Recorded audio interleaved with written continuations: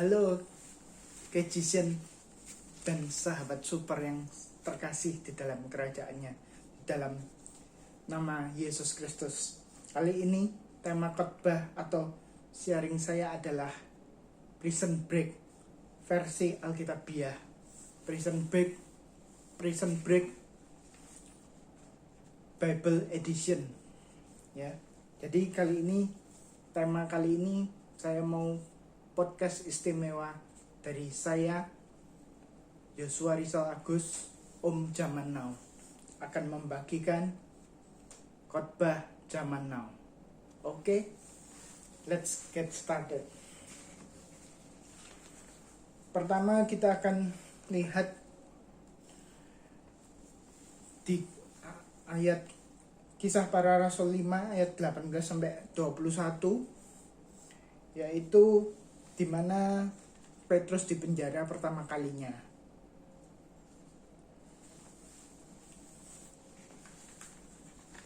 Mari kita baca. Petrus 5 ayat 17 sampai 21. Akhirnya mulailah imam besar dan pengikut-pengikutnya, yaitu orang-orang dari mazhab Saduki, bertindak sebab mereka sangat iri hati. Mereka menangkap rasul-rasul itu, lalu memasukkan mereka ke dalam penjara kota. Tetapi waktu malam seorang malaikat Tuhan membuka pintu-pintu penjara itu dan membawa mereka keluar, katanya, "Pergilah, berdirilah di bait Allah dan beritakanlah seluruh firman hidup itu kepada orang banyak." Mereka mentaati pesan itu dan menjelang pagi masuklah mereka ke dalam bait Allah lalu mulai mengajar di situ. Sementara itu imam besar dan pengikut-pengikutnya menyuruh mahkamah agama berkumpul, yaitu seluruh majelis tua-tua bangsa Israel, dan mereka menyuruh mengambil rasul-rasul itu dari penjara. Oke, sampai di situ dulu. Di ayat 17 yang ini, di ayat 17 dan 18, karena iri, mereka-mereka ini yang dari mazhab Saduki mencari cara dan akhirnya berhasil untuk menangkap Petrus dan memasukkan mereka ke dalam penjara kota. Ya, ini jadi hanya karena iri mereka memasukkan Petrus ke dalam penjara kota. Di ayat yang ke-19 ini saya mendapatkan maksud yang bagus sekali, yaitu malam-malam malaikat Tuhan datang membuka pintu penjara. Ini yang artinya adalah Allah yang membuka jalan, gitu loh. Jadi bukan karena kekuatan kita untuk menyelesaikan masalah, tapi kekuatan Allah yang membuka jalan itu untuk kita dan membawa mereka keluar. Itu artinya Allah yang menuntun jalan dan arah hidup kita. Jadi kalau kita jalan sendiri tanpa Allah, itu pasti gelap, men. Pasti gelap. Pasti akan gampang tersesat, akan hilang begitu saja. Pasti gelap kalau kita jalan sendiri tanpa Allah. Jadi sertakan Allah dalam hidup kita, sertakan Allah dalam setiap langkah dan arah hidup kita. Di ayat yang ke-21 ini rasul-rasul tetap taat dan fokus. Jadi setelah mereka keluar dari penjara, mereka tidak down, mereka tetap kembali ke bait Allah untuk mengajarkan Injil Allah. Yang dimaksud adalah kita harus tetap dalam misi utama dan tidak down. Di ayat yang ke-22 sampai 25 ini ceritanya, kalau kita baca terus, para pejabat ini mereka cross check situasi di penjara, yang ternyata betul-betul itu mujizat, karena penjara itu situasinya dalam keadaan terkunci rapi dari luar, dan pengawal lengkap di posnya masing-masing. Jadi ini benar-benar murni mujizat Tuhan.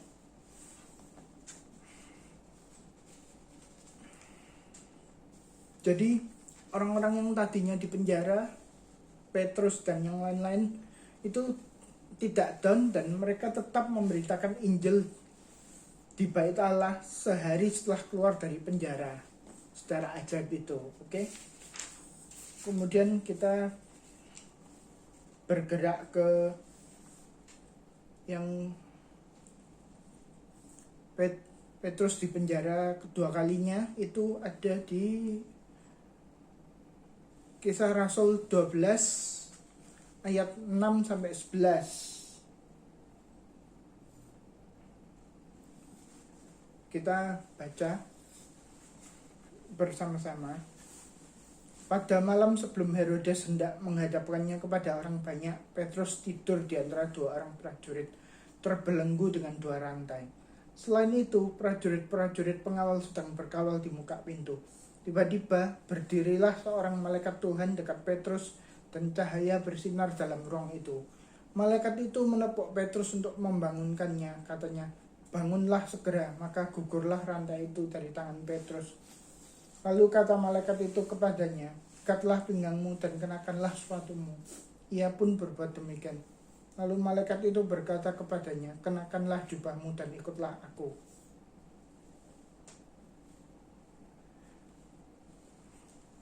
Lalu ia mengikuti malaikat itu keluar dan ia tidak tahu bahwa apa yang dilakukan malaikat itu sungguh-sungguh terjadi. Sangkanya ia melihat suatu penglihatan. Setelah mereka melalui tempat kawal pertama dan tempat kawal kedua, sampailah mereka ke pintu gerbang besi yang menuju ke kota. Pintu itu terbuka dengan sendirinya bagi mereka. Sesudah tiba di luar, mereka berjalan sampai ke ujung jalan dan tiba-tiba malaikat itu meninggalkan dia. Dan setelah sadar akan dirinya, Petrus berkata, "Sekarang tahulah aku benar-benar bahwa Tuhan telah menyuruh malaikatnya dan menyelamatkan aku dari tangan Herodes dan dari segala sesuatu yang diharapkan orang Yahudi." Oke. Di sini kita juga akan belajar banyak di kisah Petrus yang dipenjara kedua kalinya ini. Di ayat 7 kita akan belajar malaikat datang di saat yang tak terduga. Jadi kita nggak pernah tahu kapan waktunya Tuhan gitu loh. Jadi Petrus di penjara didatangi oleh malaikat untuk melepaskan dia. Jadi dalam artian maksudnya adalah Tuhan belum selesai beracara dengan kita. Jadi kita harus mengerti kairosnya Tuhan. Kairos itu artinya waktu Tuhan. Semua akan indah pada waktunya. Jadi bukan kita manusia yang menentukan, tetapi Tuhan yang menentukan waktunya. Oke? Di ayat ke-9 ini Petrus mengira ini penglihatan atau mimpi. Jadi Petrus merasa kejadian ini too good to be true. Namun ini kenyataannya terjadi, bukan mimpi. Jadi Petrus itu merasa kalau dia ini lagi bermimpi gitu, mimpi yang seperti sungguhan gitu loh, seperti benar-benar terjadi tapi kok dia merasanya mimpi gitu loh. Padahal ini benar-benar kenyataan terjadi, bukan mimpi. Di ayat yang ke-11 Petrus akhirnya sadar. Jadi sadar ini pertolongan Tuhan dan nyata adanya. Tuhan menyelamatkan Petrus dari tangan Herodes dan dari malapetaka yang lain. Jadi benarlah hashtag ini, yaitu hashtag always around.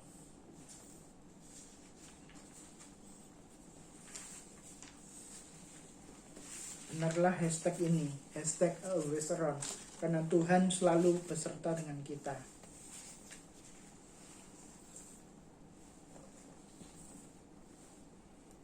Berikutnya Ini juga ada kesaksian seorang rasul yang dipenjara, rasul lain, yaitu Paulus di penjara. Ada di Kisah Rasul 16 ayat 22 sampai 28. Oke. Kita akan baca Kisah Rasul 16 ayat 22 sampai 28. Juga orang banyak bangkit menentang mereka. Lalu pembesar-pembesar kota itu menyuruh mengoyakkan pakaian dari tubuh mereka dan mendera mereka. Setelah mereka berkali-kali didera, mereka dilemparkan ke dalam penjara. Kepala penjara diperintahkan untuk menjaga mereka dengan sungguh-sungguh. Sesuai dengan perintah itu, kepala penjara memasukkan mereka ke ruang penjara yang paling tengah dan membelenggu kaki mereka dalam pasungan yang kuat. Tetapi kira-kira tengah malam Paulus dan Silas berdoa dan menyanyikan puji-pujian kepada Allah, dan orang-orang hukuman lain mendengarkan mereka. Akan tetapi terjadilah gempa bumi yang hebat, sehingga sendi-sendi penjara itu goyah, dan seketika itu juga terbukalah semua pintu, dan terlepaslah belenggu mereka semua. Ketika kepala penjara itu terjaga dari tidurnya dan melihat pintu-pintu penjara terbuka, ia menghunus pedangnya hendak membunuh diri, karena ia menyangka bahwa orang-orang hukuman itu telah melarikan diri. Tetapi Paulus berseru dengan suara nyaring, katanya, "Jangan celakakan dirimu, sebab kami semuanya masih ada di sini."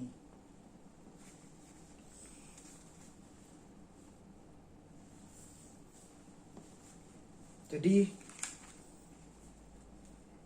di ayat ke-22 ini aku mendapatkan pengertian begini. Jadi kita sebagai murid Yesus itu tidak akan diterima oleh semua orang. Maksudnya kita akan ditentang banyak orang dan didera, karena tidak semua orang mau menerima kita atau bisa menerima kita. Oke? Jadi nggak apa-apa kalau nggak mau diterima, ya nggak apa-apa. Nggak semua orang mau. Di ayat ke-23 ini penjaranya dimasukkan ke penjara dan diperketat penjagaannya. Jadi kalau biasanya cuman dikawal 2 orang, mungkin diperketat dikawal jadi 4 orang gitu pengawal penjaranya. Oke. Dan di ayat yang ke-24 ini diperberat lagi dengan kaki dipasung dengan kuat. Kaki dipasung dengan kuat ini aku mendapati artinya adalah harapan yang hilang dan masalah yang berat. Jadi seperti lost hope gitu loh. Jadi seperti nggak ada harapan lagi gitu loh. Harapan yang hilang dan masalah yang berat. Di ayat ke-25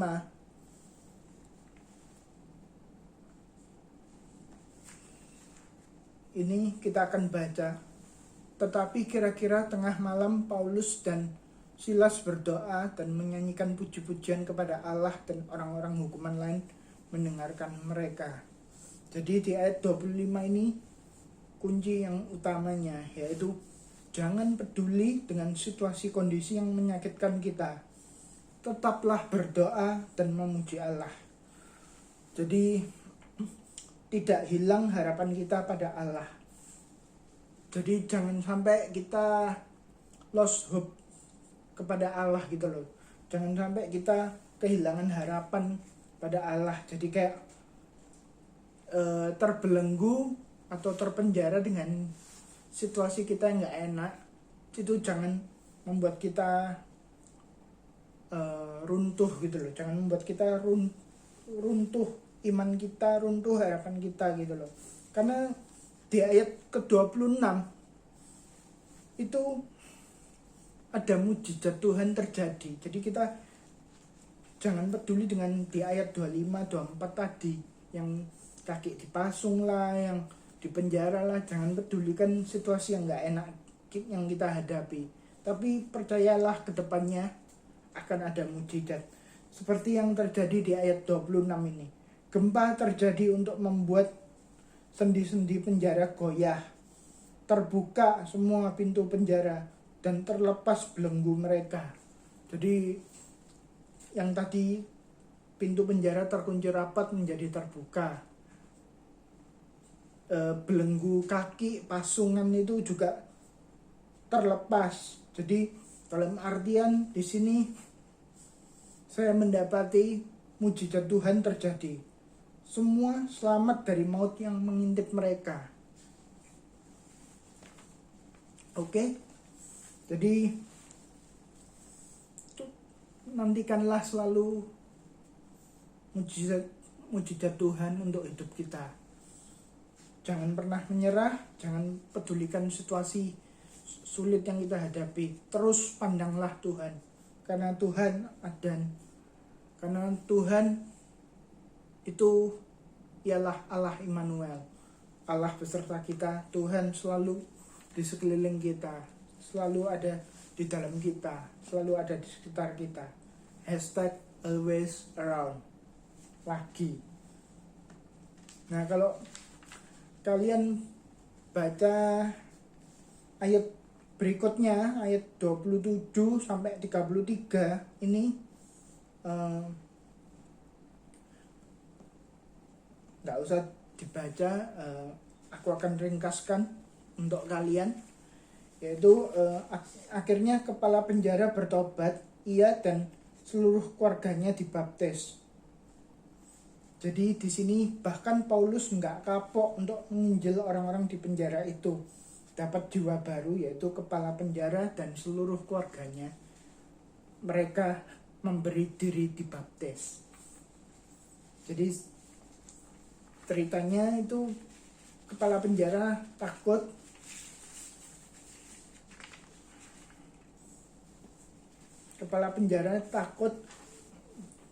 karena takut diancam atau dihukum sama bosnya mereka gitu. Jadi mereka menanyakan keselamatan kepada Paulus dan Paulus menginjil. Dari situ mulailah Paulus menginjili kepala penjara dan beberapa keluarga dari kepala penjara itu, dan akhirnya mereka semua bertobat. Satu rumah keluarga besar kepala penjara itu bertobat dan memberi diri dibaptis. Oke.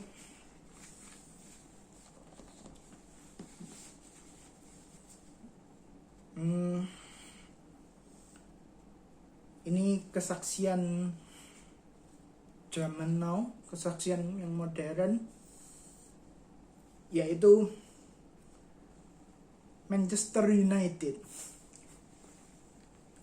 Manchester United adalah tim sepak bola gurem yang dibentuk oleh para buruh rel kereta api dengan nama awal Newton Heath, yang kemudian dirembuk orang-orang minta ganti nama yang lebih keren, yang intinya Persatuan Kota Manchester, yaitu Manchester Union, yang kemudian disepakati menjadi Manchester United. Jadi ini tim sepak bola yoyo yang naik turun di masa-masa awal pembentukannya, dibentuk oleh para buruh rel kereta api, dan akhirnya berganti nama dari Newton Heath, akhirnya berganti nama menjadi Manchester United.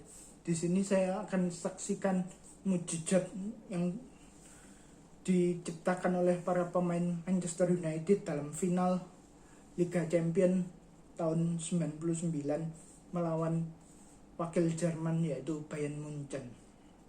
Jadi inilah namanya kerja keras dan mujizat. Jadi kerja keras itu akan mendapatkan hasil yang luar biasa indah. Jadi hasil tak akan pernah mengkhianati kerja keras. Oke? Jadi jalannya pertandingan, menit ke-6 Bayern Munchen mendapatkan gol di menit awal, di menit ke-6. Dan ternyata Bahkan sampai hampir selesai babak kedua, sampai di menit ke 90, Bayern Munchen masih tetap unggul 1-0 atas MU. Dan sisa 3 menit, bahkan ukiran piala pun juga sudah akan diukirkan untuk Bayern Munchen, karena tersisa 3 menit. Bagi mereka mustahil untuk ada gol balasan dari MU. Tapi ternyata mereka bekerja keras, berusaha membongkar pertahanan Munchen yang sangat luar biasa kuat, karena terbukti 90 menit mereka nggak mampu menjebol gawang Munchen.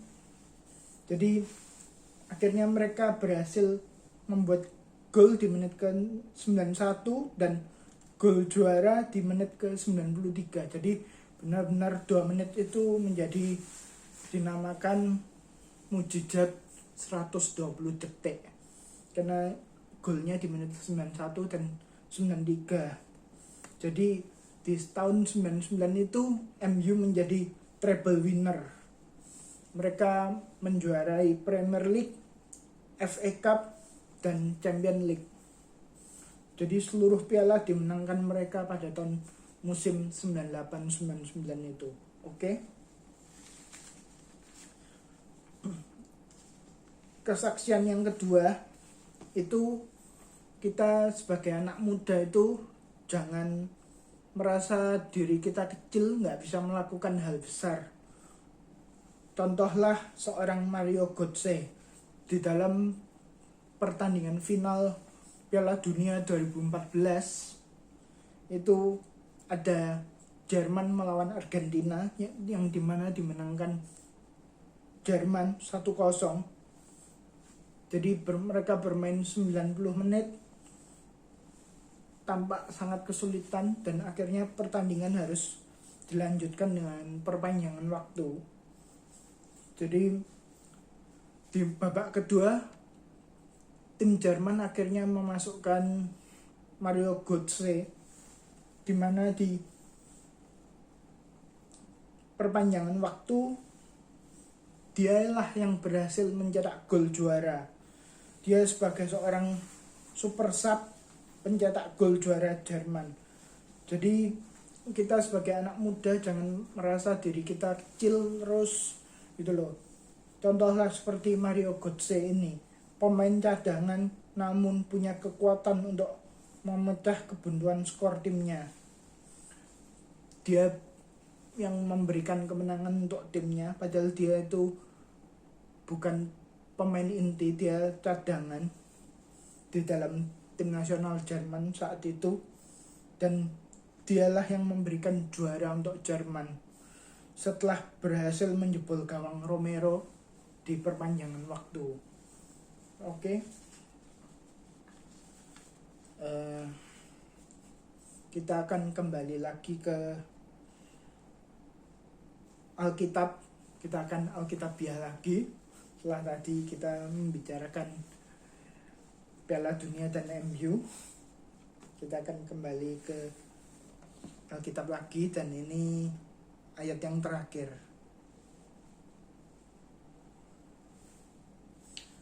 Ayat yang terakhir ada di Kejadian 32 ayat 24 sampai 25.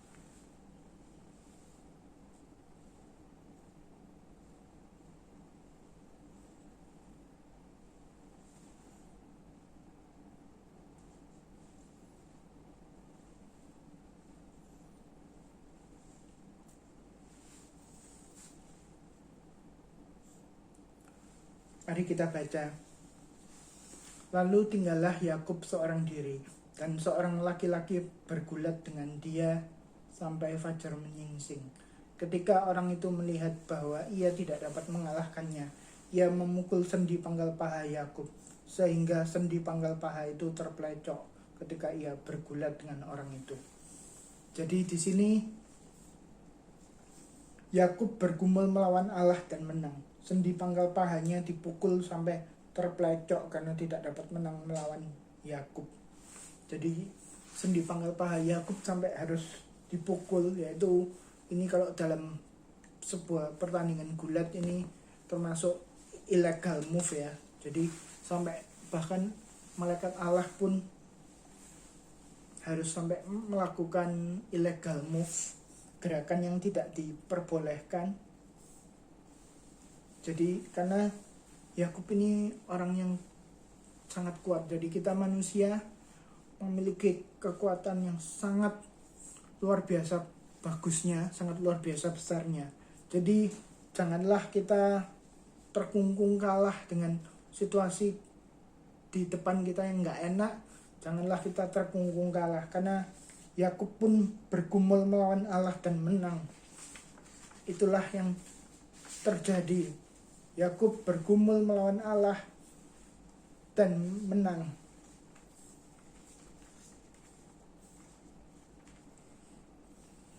Jadi kita manusia punya kekuatan yang luar biasa untuk menghadapi kerasnya kehidupan dunia ini.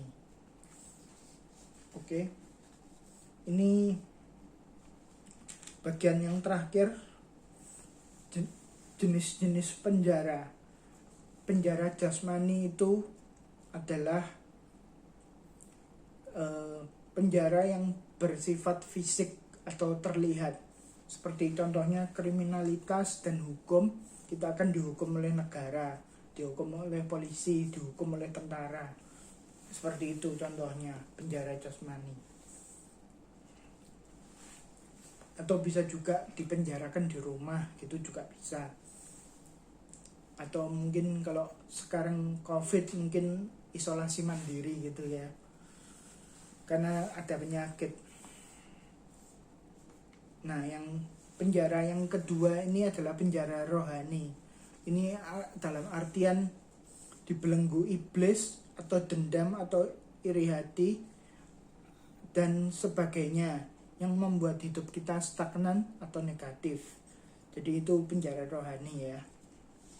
Jadi jalan keluarnya, tadi jenis-jenis penjara sudah, jalan keluarnya ini yang benar-benar pesan terakhir dari firman Tuhan kali ini.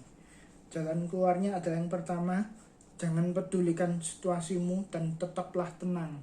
Jadi nggak usah khawatir, nggak usah bingung, nggak usah pedulikan situasi kita, gimana pun sulitnya, gimana pun bobroknya, gimana pun jeleknya, jangan pedulikan, jangan itu yang jadi fokus pikiranmu gitu loh. Jadi yang kedua, tetap berdoa dan memuji Tuhan, menantikan penyertaan dan jalan terangnya. Jadi yang kedua, kita jangan jangan fokus sama masalah kita fokusnya ke Tuhan, fokusnya berdoa, fokusnya memuji Tuhan untuk menantikan bagaimana indahnya penyertaan dan jalan terang yang akan dibuat olehnya. Jadi ya kita percaya dan berdoa kepada Tuhan gitu. Yang ketiga, yang terakhir, berserah penuh padanya hingga mujizat terjadi. Artinya kita harus percaya pada Yesus saja, sebab Dia Allah Immanuel, yang artinya Allah beserta kita. #always around. Untuk direnungkan, terakhir ini benar-benar terakhir, pandemi corona saat ini sedang melanda dunia. Seluruh dunia tergoncang akibat pandemi corona ini. Wabah ini nggak selesai-selesai. Namun ingatlah bahwa Tuhan mengizinkan ini terjadi untuk membuat manusia makin mencari Tuhan dan kebenarannya. Pandemik ini juga merupakan situasi nggak enak, nggak nyaman, yang bisa dikatakan penjara juga buat kita, itu loh. Namun ingatlah, Tuhan yang menciptakan dunia ini dan isinya. Dialah juga yang akan membebaskan kita segera dari wabah ini. Amin. always around. Jadi memang benar pandemi corona ini juga mengguncang dunia dan mengguncang kita, tapi janganlah sekali-sekali kita jadi terfokus pada corona ini, bahkan sampai menanyakan kapan ini corona akan selesai. Anggaplah ini corona sebagai corona academy untuk kita semakin kuat di dalam Tuhan, semakin mencari Tuhan, semakin fokus dengan Tuhan, bukan fokus dengan dunia ini, tapi semakin mencari Tuhan dan kebenarannya, karena ini mungkin sudah mendekati akhir zaman. Oke, saya akan tutup dengan doa. Tuhan Yesus, saya sudah selesai membagikan firman-Mu. Semoga firman-Mu ini merema di dalam hati kita, Tuhan, di dalam hati kami semua, biar kami nggak fokus dengan masalah yang kami hadapi di depan, Tuhan, tapi kami semakin fokus untuk mencari hadirat-Mu dan mencari kekuatan yang daripada-Mu, Tuhan, dan menunggu mujizat yang dari-Mu, karena kami percaya Engkau adalah Allah Immanuel, Allah yang beserta kita, Allah beserta kita. Engkaulah Allah Immanuel, Allah beserta kita. Aku percaya kedepannya kami akan semakin diuji dan dikuatkan untuk menjadi layak di hadapan-Mu, untuk menjadi kuat menghadapi dunia ini beserta dengan isinya. Terima kasih Tuhan Yesus, kami sudah berdoa dan mengucap syukur. Haleluya, amin.